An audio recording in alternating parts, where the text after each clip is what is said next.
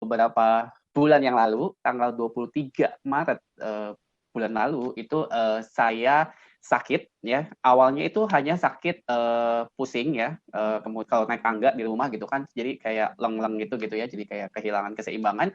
Terus mual ya, muntah gitu ya, itu beberapa hari setelah mengalami yang susah makan, karena memang pada saat itu seminggu saya nggak bisa makan karena semua rasa kayaknya sama gitu. Jadi mau makan apapun, makanan kesukaan saya pun itu semua rasanya sama. Jadi nggak pernah ada rasanya gitu ya. Terus udah gitu ketika makan pun nggak pernah bisa 2-3 suap gitu. Jadi selalu cuma 1 sendok udah kenyang gitu ya. Jadi nah, saya pikir waktu itu adalah mah saya gitu kan, karena dulu sekali gitu ya saya punya mah gitu ya, karena mah saya saya pikir kambuh gitu kan, karena sebenarnya sejak beberapa tahun yang lalu tuh mah saya udah sembuh gitu ya, udah nggak terjadi lagi sakit mah gitu. Nah, apakah karena mah saya kambuh lagi gitu kan? Jadi karena seminggu itu benar-benar kondisinya sangat tidak enak banget gitu kan.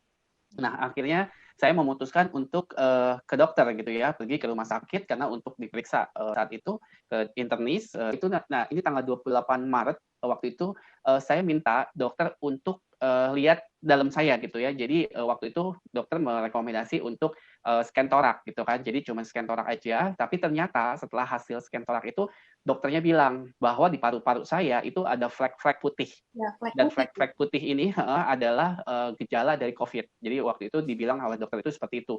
Jadi saya harus menunggu beberapa menit ya, kalau nggak salah setengah jaman atau 1 jam, karena mereka sedang mempersiapkan untuk saya CT scan. Di awal-awal saya cuma tahu orang yang COVID itu adalah apa batuk, pilek gitu kan, apa namanya seperti itu gitu ya. Nah sementara saya tidak mengalami yang namanya batuk pilek yang itu yang gimana gitu. Jadi saya sama sekali nggak pilek, batuk iya ada tapi nggak yang seperti apa gitu kan. Nah jadi ketika saya nunggu itu saya langsung browsing gitu ya. Jadi saya googling. Nah akhirnya ini masuk tuh ke dalam pikiran saya waktu itu. Jadi sambil nunggu benar-benar kalimat dokter itu tuh jadi buat saya apa ya bikin saya Kaget lah stres ya. gitu kan. Iya, karena saya datang saya pikir bahwa saya itu cuma mah gitu kan. Jadi cuma sakit lambung atau apa gitu kan. Tapi ternyata itu di situ ya kalau lihat slide yang kedua tadi ya balik lagi ke slide yang itu adalah paru-paru saya kena gitu. Jadi hasilnya memang persis seperti yang tadi saya browsing. Istilahnya paru-paru saya udah dipenuhi dengan flek-flek putih ya kalau itu saya tandain. Nah, itu paru-paru saya kondisinya. Ya, seperti itu tanggal 28 Maret gitu loh, seperti itu. Jadi waktu itu setelah berobat saya cuma dikasih antibiotik ya selama 2 minggu dan harus datang lagi.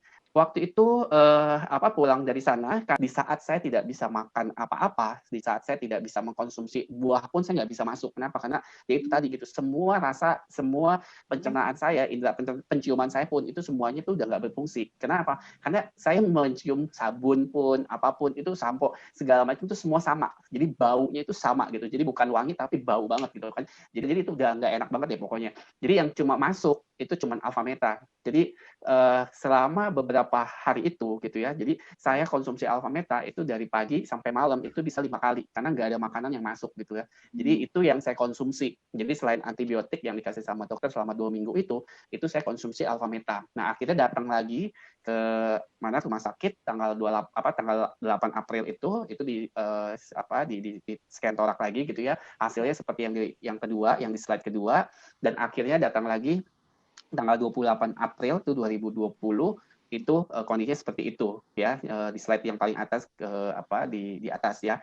Nah, selama proses ini saya sangat bersyukur banget ya, karena saya ada di satu komunitas yang luar biasa banget, FFG yang tadi Mbak Silvi juga infokan gitu ya, di komunitas yang sangat positif. Jadi waktu itu sebenarnya betul banget apa yang tadi dikatakan, stres itu adalah salah satu faktor utama membuat kita asam. Kenapa? Karena waktu itu saya awal Maret ya, awal pikiran saya yang benar-benar waktu itu sangat ini banget lah, stres banget gitu ya, sampai saya cerita pun nangis gitu kan, karena memang ada sesuatu yang sedang saya hadapi waktu itu gitu kan, sampai saya juga ketemu sama Bu Yuliani. Thank you Bu Yuliani kalau ada di sini gitu ya. Jadi yang memberikan masukan-masukan yang positif buat saya waktu itu gitu kan. Jadi saat saya mengalami ini pun gitu ya, yang namanya Ibu Hera, Ibu Yuliani itu sering banget telepon gitu. Saya cuma bisa nangis sebenarnya waktu itu kalau Bu Yuliani telepon gitu kan. Tapi Bu Yuliani itu yang memberikan saya selalu kekuatan gitu ya, supaya saya tetap kuat, supaya saya tetap afirmasi, supaya saya tetap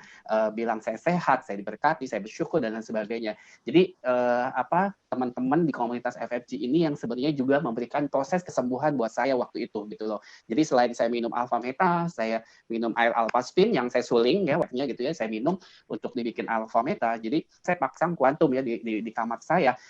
Ketika tanggal 28 April itu cek sama dokter seperti itu. Jadi balik lagi tanggal 5 untuk dilihat ya secara menyeluruh gitu ya di scan. Akhirnya ya terjadi yang signifikan banget dan sudah dinyatakan oleh dokter bersih gitu ya, kembali seperti normal gitu ya. Jadi saya sangat bersyukur banget, saya sangat beruntung sekali karena ya itu dia gitu ya, dengan makanan yang sehat yaitu alpha meta, minum air alpha spin gitu ya, dan juga menjaga pikiran kita sebenarnya. Intinya seperti itu sih kesaksian saya ya.